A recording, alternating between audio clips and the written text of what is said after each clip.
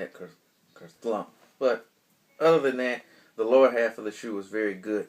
Now moving up to the upper here, definitely it's the same as the, let me grab it over here, pretty much the same upper as this fella right here. Kind of have that, I don't want to call it a fused upper, but that synthetic upper, and you've got the fly wire for support, so there aren't really any overlays or anything. The only one, as you can see on both shoes, is right there in the same place on the medial side where the upper is pretty much sewn together. So in terms of fit, it was actually pretty good, particularly this area here.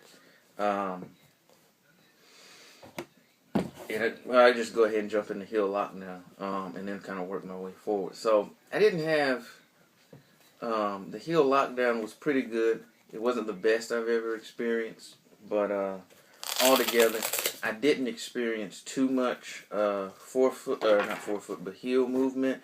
I will say this though, because I initially, when I saw it and put the strap on, I thought it was just more for show, but and this is how it snaps on with this Velcro piece right here. Putting it on, I will wear one without it and wear one with it. It's a noticeable difference. That strap definitely does its job in terms of really augmenting the heel lockdown of this shoe, and it's very noticeable. Once I did actually integrate this strap here onto the shoe, it made a marked improvement. So I'd say if you're gonna wear it, just make sure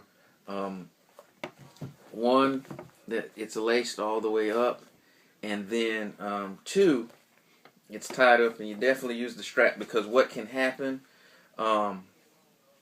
is sometimes, this happened on a couple of wearings, it wouldn't quite stay, and it would kind of choke up here, and then it instead of sitting right here, it would kind of slide up and just be pinching right here, and I would lose some of the benefits of having it.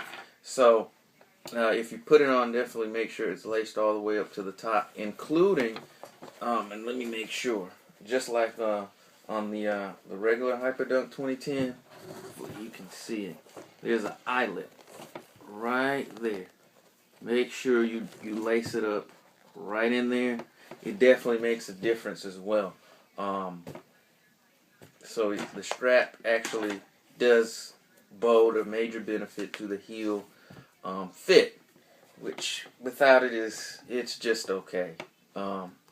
Moving up to the forefoot, and I actually had to take a look, because I initially thought that when I first took a look that the regular Hyperdunk was much wider, or the Air Max was wider than the regular one, because it felt like, for what I just had, more room in terms of the forefoot area in the toe box than I did in the regular Hyperdunk. But this one's actually a little wider, which was actually rather surprising, considering the amount of room I had, which wasn't something I was too crazy about. Which is not to say that I had excessive forefoot movement, which is certainly not the case. It was just the shoe felt wider, and I couldn't really figure out why, seeing as how the uppers are the same. It was just a surprise that was the case. But in any event, that was my problem, and I don't even have that wide of a foot. Actually, my foot's just kind of medium width. So if you have a wider foot, this may be able to accommodate you. Just because from my personal experience, but as always, you just want to try it on anyway before you buy it. But overall, the fit overall was pretty good. It wasn't and it didn't feel like an extension of my foot, and it wasn't at the same time cast-like, but nonetheless, it did its job. I didn't experience any excessive movement, or really any movement within the shoe. So the fit on that note was pretty doggone good. So really, ladies and gentlemen, that pretty much sums it up. This is definitely a big man shoe. Like I said, despite that, it's actually fairly light. It only weighs 17 ounces. So it's not the tank that some big men shoes can be. It could, as a guard shoe, it could get by in a pinch. It wouldn't be my long-term option, but a game two here or there, it could definitely be good. If, like I said earlier, if you're somebody who's into the lightweight craze, lightweight and low, this is probably not the direction that you want to go in. But if you're a big man that plays down low and is looking for some solid cushioning, or just a solid all-around performer in all the areas, and a shoe that, as you can see, holds up pretty well in terms of how it is to wear. There's some scuffs, but it's very difficult to see. Then this is definitely a viable option.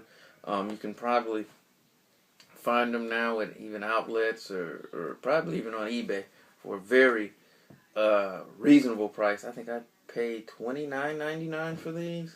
So if you can find them, you're not going to pay a whole lot of money, and you will definitely get more bang for your buck. So this is your guy Air Jordan 14 signing off here. Stay tuned. Be sure for more performance reviews coming up. More episodes of Sneaker Shop Talk. And I just appreciate everybody who's taking the time to watch the videos, and just all the feedback and everything. It's much appreciated. Thanks, everyone. And if you got any questions, just leave them in the comment box, or hit me on Twitter, and I'll try to respond as quickly as I can. So this is your man, Air Jordan 14, wishing everyone peace and positivity. Wow.